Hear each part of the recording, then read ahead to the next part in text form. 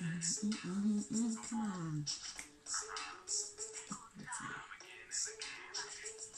c'est pas fini. Là où tout commence n'a pas d'importance. Je dois garder la cadence. Changement. Yeux vers le ciel, levé sur mon rêve. Cherche pas la fée, j'avancerai, j'espère. Yeux vers le ciel, levé sur mon rêve. Cherche pas la fée, c'est pas fini. Non, c'est pas fini. Car l'impossible peut devenir possible. Je gâcherai pas mon avenir.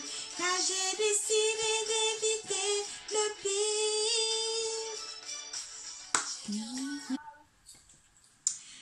Voilà, coucou, salut tout le monde.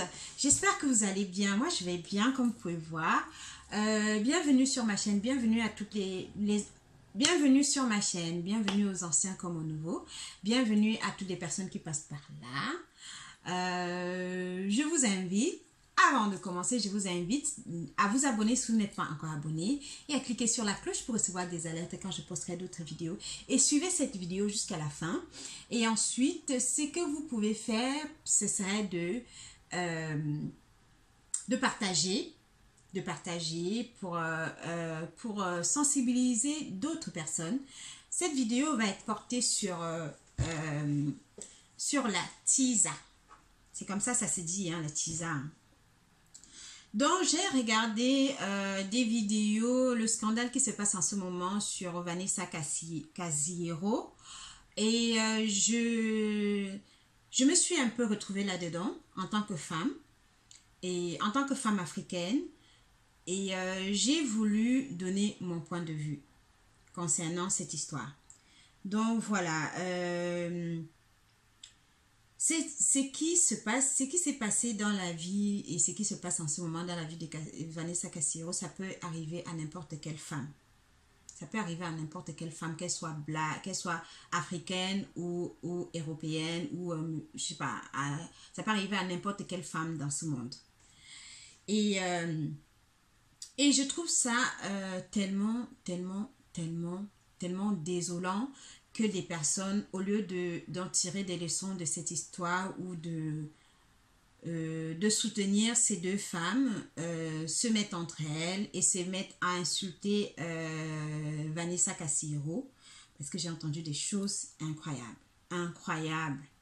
Je ne sais pas comment une femme peut se permettre de juger, et en plus, pourquoi on doit toujours se permettre de juger les autres? Pourquoi ne pas essayer de se mettre à la place de l'autre personne et essayer de comprendre? Dans une histoire, il y a toujours deux versions. Dans une histoire entre deux personnes ou entre trois personnes, quand c'est entre deux personnes, il y a toujours deux versions. Quand c'est entre trois personnes, il y a toujours trois versions. Écoutez les histoires. Si j'ai intervenu, c'est parce que j'ai écouté la vidéo que Vanessa avait enregistrée ce jour-là, le jour où l'histoire s'est passée, et j'ai écouté aussi son intervention pour donner son point de vue sur ce qui s'est passé. Bref, le monsieur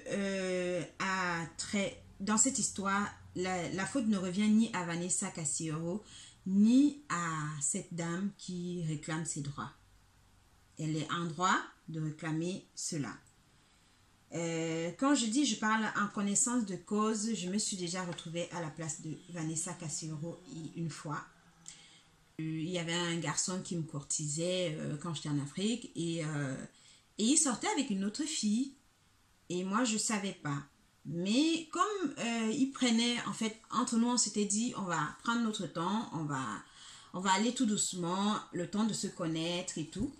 Et c'était quand même quelqu'un qui cachait bien son jeu. Je ne sais pas si je peux dire qu'il cachait bien son jeu, mais il n'avait jamais laissé percevoir qu'il était avec une autre.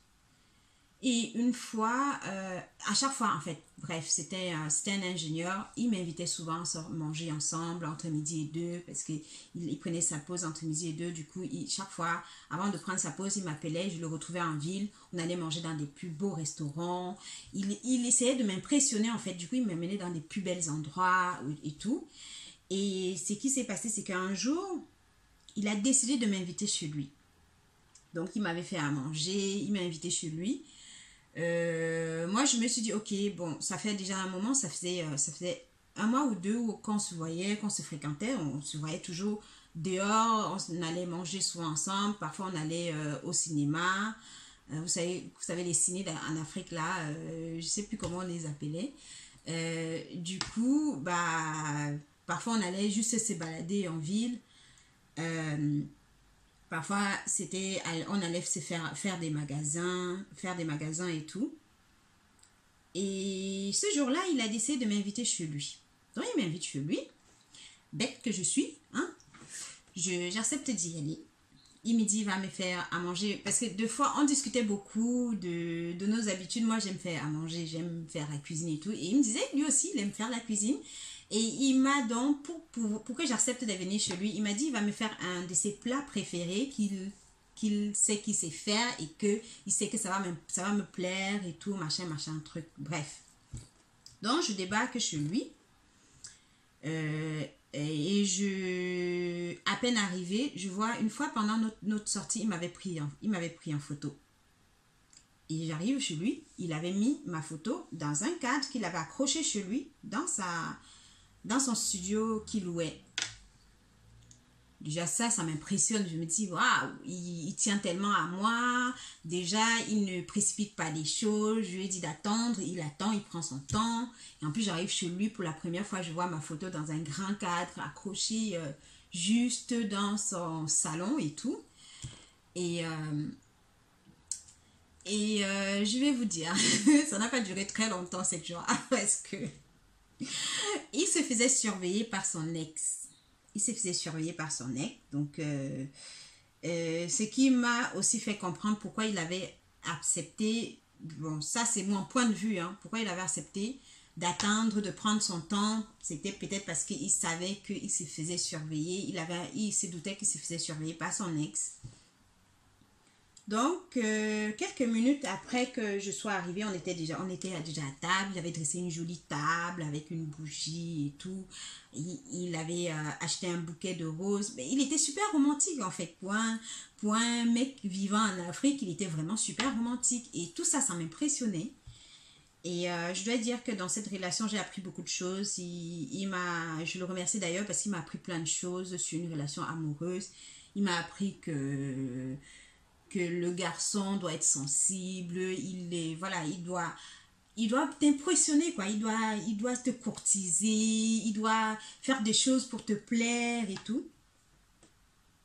Et pendant qu'on était à table, on discutait, on rigolait, on était tellement contents quoi, et j'aimais vraiment ce qu'il avait fait à manger.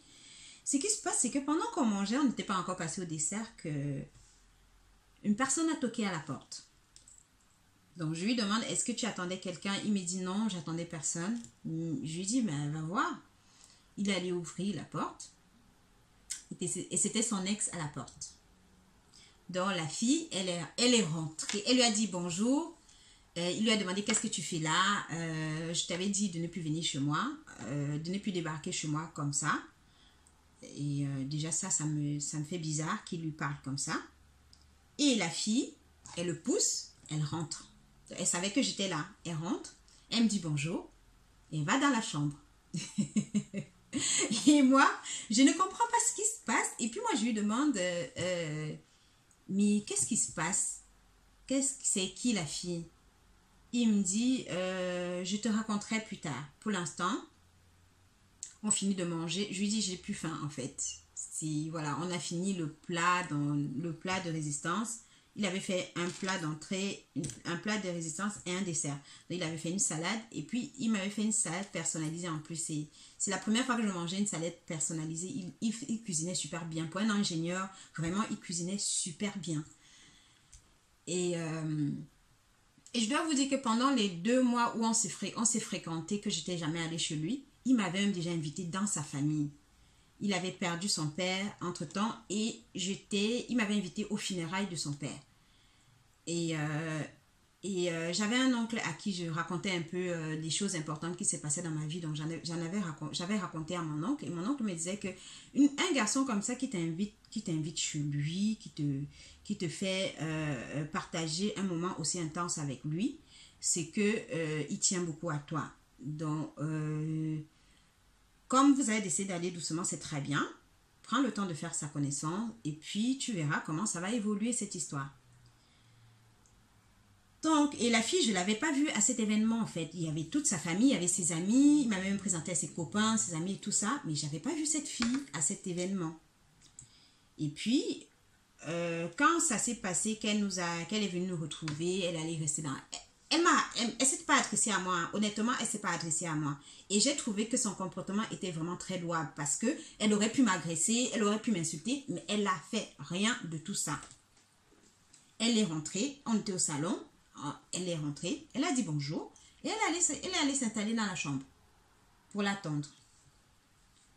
Donc, je me sentais vraiment gênée. Je lui ai dit, écoute, moi, je vais rentrer chez moi, règle ton histoire et après, tu connais où j'habite, tu m'appelles, on se retrouve, on en discute. J'ai vraiment besoin qu'on en discute pour comprendre ce qui se passe.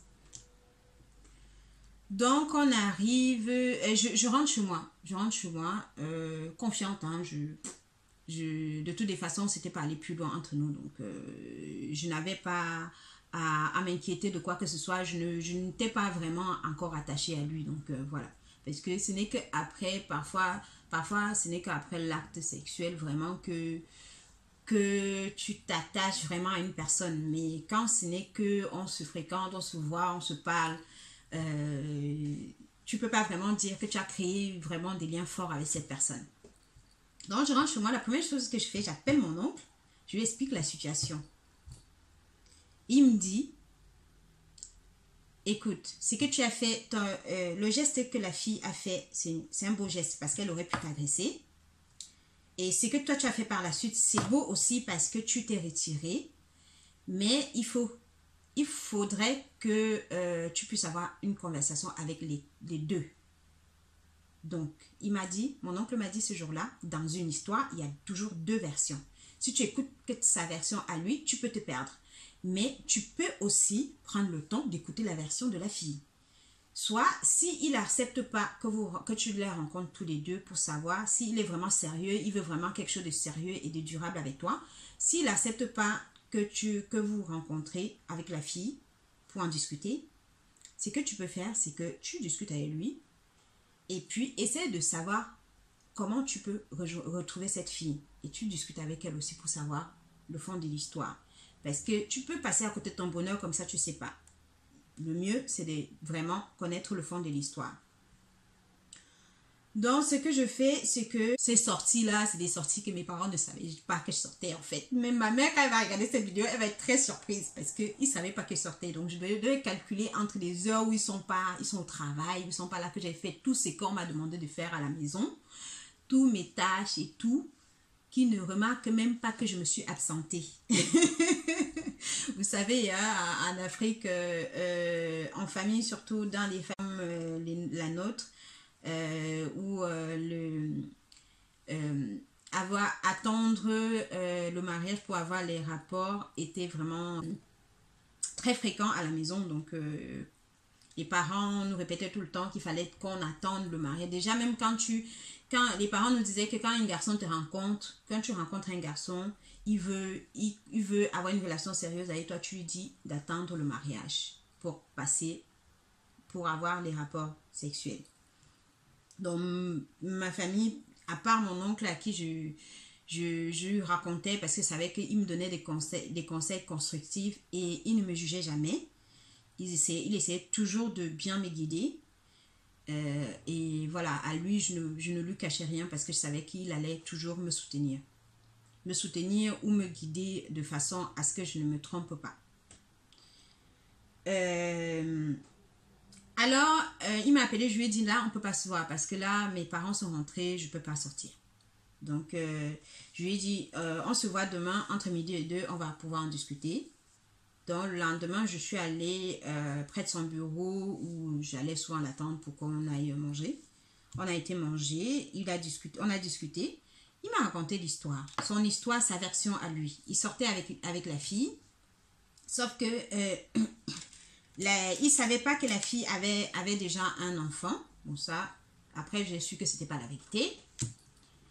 Il sortait avec la fille, il ne savait pas que la fille avait déjà un enfant. Et quand il a su que la fille avait un enfant et qu'elle avait toujours une relation étroite avec le père de l'enfant, ça l'a embêté. Il a décidé de mettre fin à la relation. Sauf que la fille n'a pas accepté qu'il mette fin à la relation. Et elle continue à penser qu'ils sont ensemble. Et elle continue à insister pour qu'ils restent ensemble. Alors, c'est que j'ai dit, ok, bah, qu'est-ce que vous avez décidé maintenant? Il a été clair avec elle, il lui a fait comprendre que moi, il est passé à autre chose et qu'il est en relation avec moi et que, voilà, que la fille doit l'accepter et le laisser tranquille. Je lui demande, qu'est-ce que la fille a répondu à ça? Il me dit qu'elle a compris, qu'elle ne va plus nous embêter, machin. Je dis, ok. La fille, elle vit où? Il me dit, là où elle vit, c'était dans une ville à côté.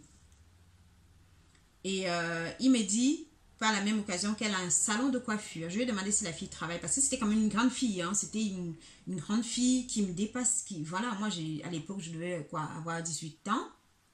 18 ans, oui. Et la fille, c'était vraiment une grande fille. Elle devait avoir entre 25 et 30 ans, en fait.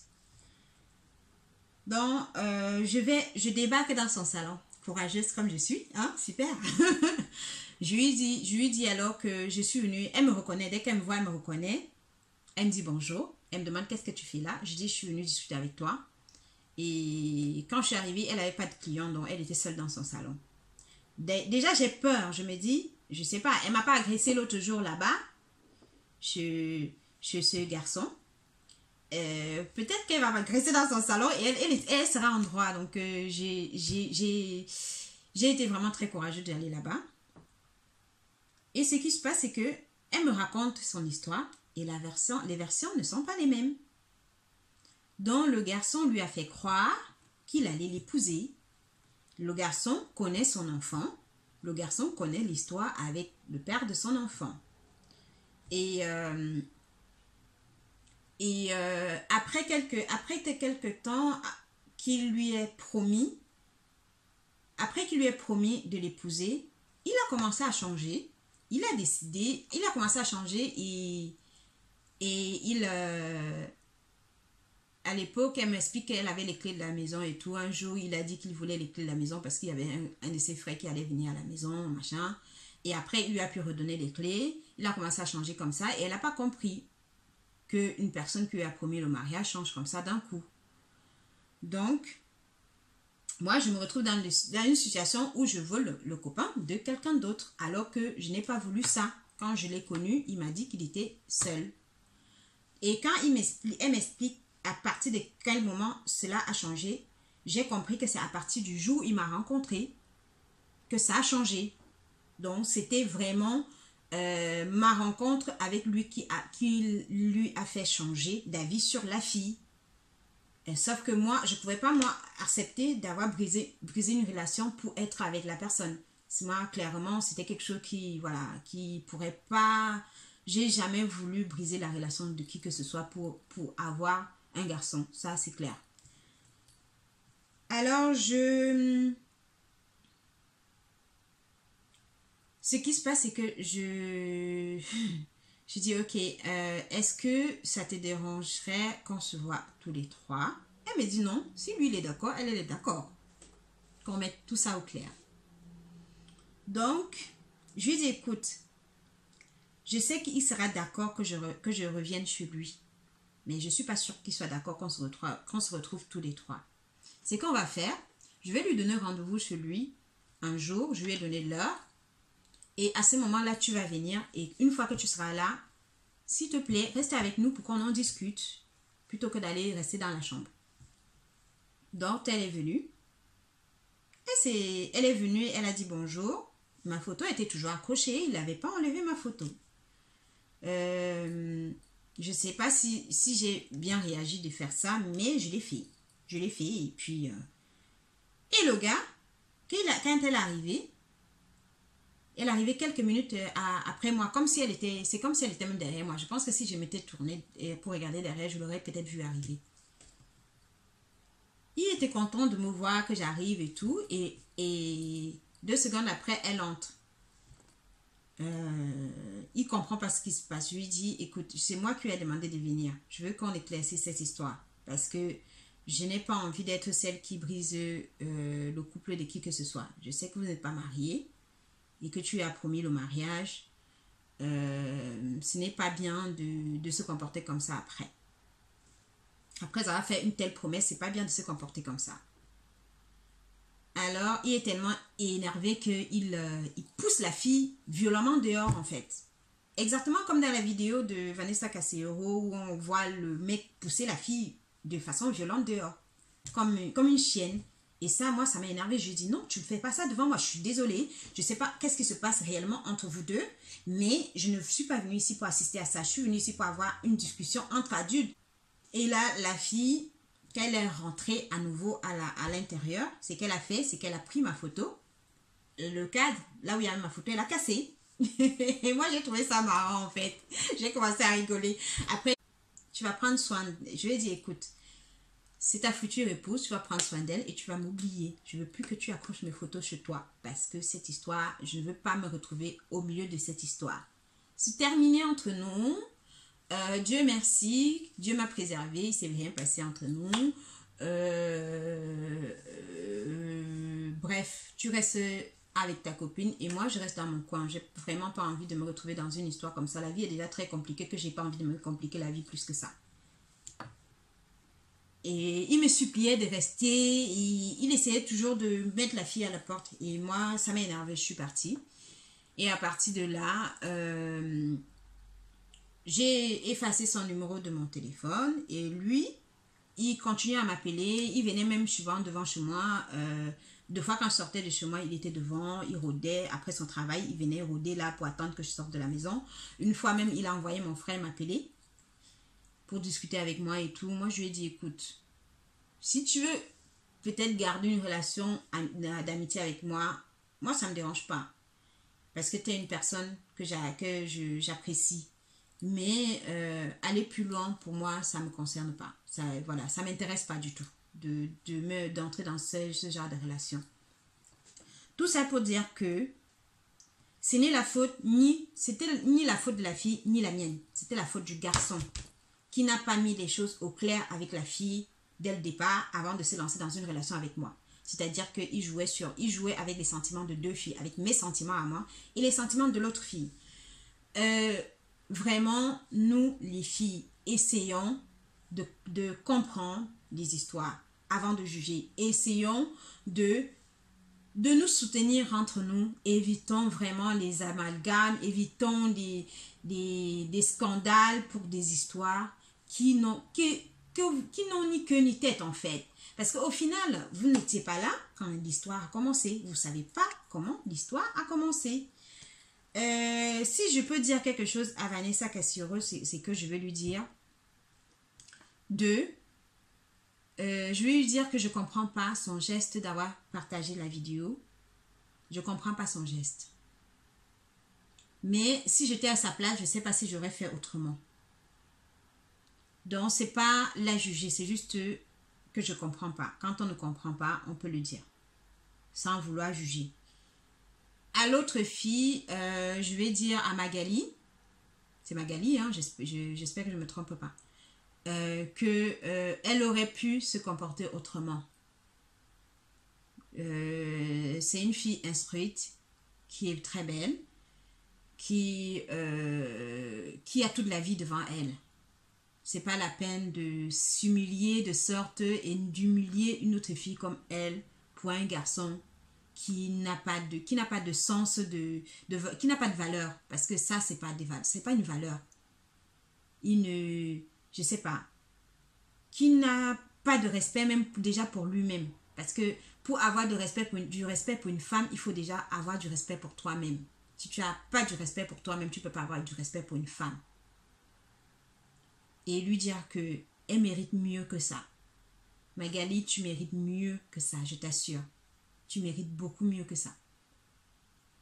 Et à Vanessa, je pense que tu devrais, en tant que femme, maman et en tant que motivatrice, parce que tu motives plein de gens, je sais qu'il y a des gens qui te jugent sur cette situation, mais tu motives plein de gens et moi, j'en fais partie des personnes que tu as pu motiver, même si tu ne le sais pas. Je pense pour ma part que tu devrais retourner vers cette fille pour t'excuser auprès d'elle.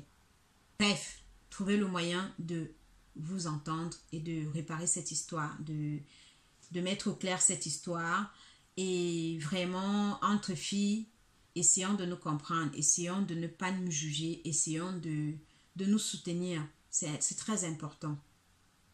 Les garçons, ils peuvent faire ce qu'ils veulent. Mais c'est à nous de faire en sorte de ne pas tomber dans ce piège. Et les personnes qui insultent Vanessa Cassiero, je vais vous dire que c'est important de prendre des leçons de cette histoire. Parce que dites-vous bien que ça n'arrive pas qu'aux autres, ça peut vous arriver à vous aussi. Moi, ça m'est arrivé. Et ça peut vous arriver à vous aussi. Et je peux vous dire que ce garçon, il a regretté notre histoire parce que apparemment dans sa tête vraiment c'était du sérieux entre nous deux. C'était vraiment du sérieux entre nous deux. Mais comme il n'a pas su régler les choses avant de commencer une histoire avec moi, bah il m'a perdu. Et quelques années après, je suis venue en France et il a essayé de me contacter, même quand j'étais en France en fait. Il a essayé de me contacter. Il a été voir un de mes frères. Je ne sais pas comment il a fait pour que mon frère lui donne mon numéro de téléphone. Il m'a appelé. Il m'a appelé pour s'excuser de son comportement. Et il m'a fait comprendre qu'il aimerait rester en contact avec moi, mais j'ai pas voulu. J'ai pas voulu parce que j'ai trouvé que c'était une relation toxique en fait. C'était pas possible que je reste en relation avec ce genre de personnes. Donc vraiment, essayons dans la vie de ne pas toujours être dans le jugement, de ne pas être toujours dans les... Je sais pas, soutenons-nous entre nous, honnêtement. Bon, bah, j'en ai fini. J'espère que cette histoire va nous permettre d'en tirer des leçons. Vraiment, arrêtons d'insulter Vanessa Cassiero, pensons à sa famille, à ses enfants. Elle n'a pas voulu, de la version que j'ai eue d'elle, elle n'a pas voulu se retrouver dans une situation comme ça. Aucune femme ne rêve de se retrouver dans une situation comme ça. Aucune femme, je peux vous le dire. Aucune femme ne rêve de se retrouver dans une situation aussi humiliante. Surtout une personnalité publique ne rêve pas de se retrouver dans une situation aussi humiliante. Mais son erreur a été de prendre une vidéo et de la publier, de la mettre sur les réseaux sociaux. Même si elle avait des pics de l'autre fille, elle aurait pu se rapprocher de la fille pour en discuter avec elle, trouver des solutions, plutôt que de publier cette vidéo et de créer autant de scandales. Mais qu'à cela ne tienne, je la soutiens. Je soutiens aussi l'autre fille, mais je rejette le comportement du garçon, complètement. Je rejette le comportement du garçon. Il n'avait pas à être violent avec Magali. Ce qu'il avait à faire, c'était peut-être de réunir les deux et d'éclaircir la situation. C'était peut-être le mieux à faire, de les calmer toutes les deux et d'éclaircir la situation entre les deux,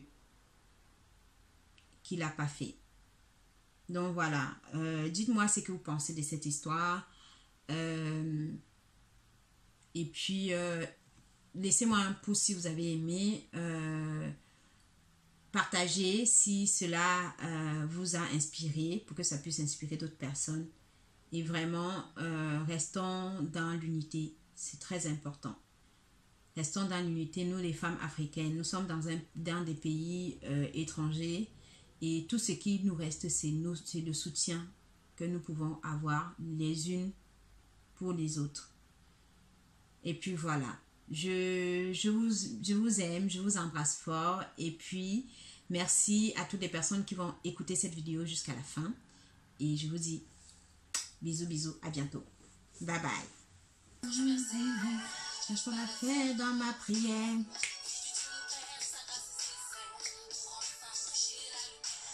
Je vais le ciel lever sur mon rêve. Cherche pour la paix, j'avancerai, j'espère. Je vais le ciel lever sur mon rêve. Cherche pour la paix, c'est pas fini. Non, c'est pas fini. Car l'impossible peut devenir possible.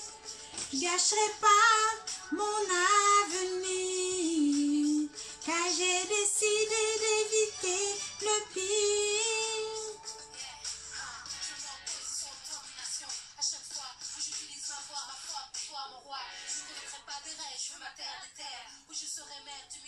Qu'est-ce que c'est ça?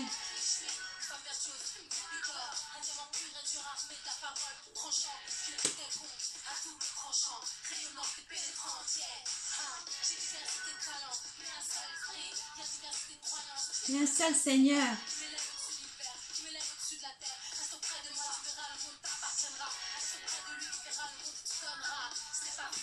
Tant c'est pas fini hier.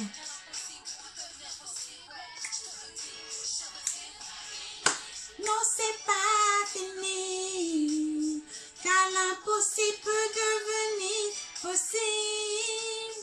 Je gâcherai pas mon avenir, car j'ai des